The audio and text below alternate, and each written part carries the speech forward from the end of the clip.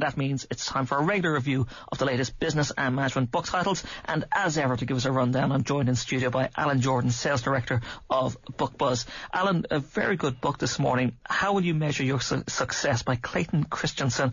So it's not really a business book. No, it's not. It's kind of three books wrapped in one. It's a business book, it's a life skills book, and it's a parenting book. And what it does is it takes the interesting approach of applying a range of business principles to personal life decisions such as marginal thinking, discovery-driven planning, the theory of motivation, and along the way you gain insight about business theory and modelling, and probably more importantly insight about yourself.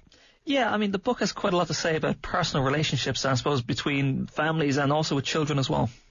Yeah, and you know what? There's a really interesting point there. I was listening to Dr. Evelyn Mann on the show with the boys yesterday, and it must be just the time of year with schools back, etc. But let me just give you one of the theory, because his thesis and premise for the book is all about theory, that if you put things into theory, you get a better outcome at the end of it. So that, in other words, that you don't want to change a company by giving them ideas, you change them by getting them to think differently.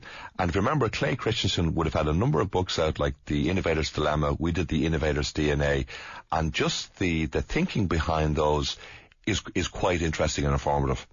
Yeah, he's got some really interesting examples as well. And he looks to business life, but he also looks to characters from the movies as well, and somebody which I think everybody would recognise from the film, the character of George Bailey from It's a Wonderful Life, and what we can learn from him. Well, that's right. You see, George Bailey, it was all about relationships, and really that's where Clay Christensen gets to in this book. So if you take, for example, on his whole theory of disruptive innovation is what happens when a competitor enters a market with a low price product or service which the industry views as inferior. And he gives tons of examples. The steel industry, it's Blockbuster looking at Netflix. So really he gives the example then when he went to Andy Grove, who was in Intel, who wanted to find out about disruptive innovation.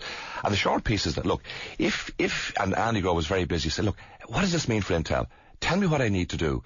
And what Clayton said, no, actually what I did with Andy Grove is I told him how to think, not what to think.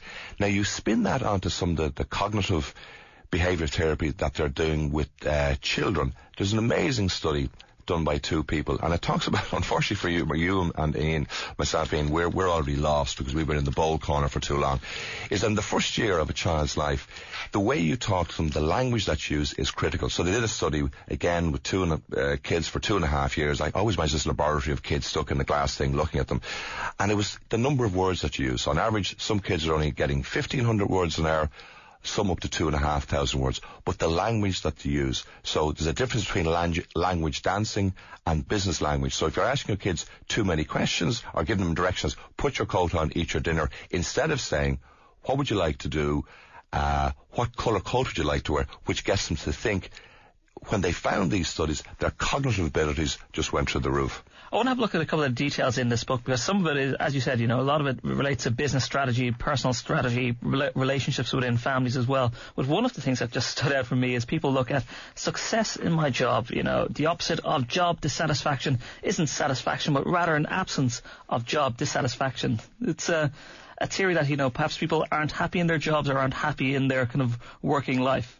No, that's right. And he looks at Herzberg's motivation theories around your hygiene and then around your key motivators. And of course, a hygiene factor is actually compensation. He's a great piece about the difference between incentives and compensation and what really drives people. And then how you actually take that back into your own personal life when you look at what's making you happy. So how to assess using theories and kind of getting you. So it's not a kind of how to, this is what you need to do. It's more of how you need to think. At the end of the day, you're going to come up with a solution. So this is not a panacea to all your ills, or it's not going to be a book that has it all carefully laid out. But what it does do is it gives you pause for thought. And you know what? It fits in very much in the vein of Daniel Kahneman's book that we did, which was Thinking Fast and Slow. There's a little bit of Dubner-Levitt's Freakonomics in here and Daniel Pink's Drive. So it's a little bit cerebral, but you know what? it does get you. Does it wrap it all together? Because it is something, I said, the book is very wide ranging. If you look at some of the topics that are being discussed in it, I mean, you could almost think of 3 books out of this rather than one.